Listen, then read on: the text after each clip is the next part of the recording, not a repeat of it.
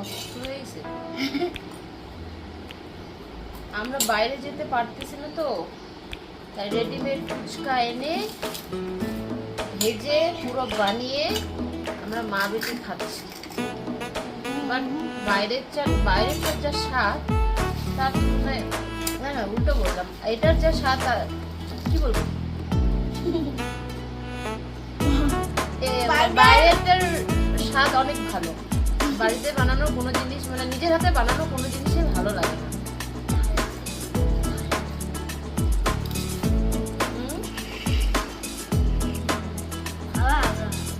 ও নিজেরই দাঁত নেই, ও খেতে বলবে সে খাবার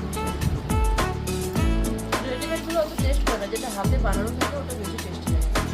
বেশি বানিয়েছি, ভালো লাগতেছিল।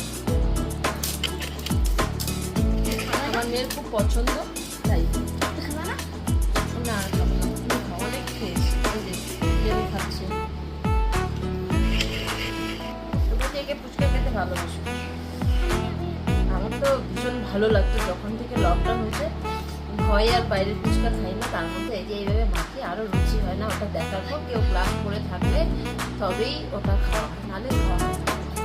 নাহলে ফুচকা কারোর হাতে এইভাবে মাখায় ঠিক কেমন লাগে।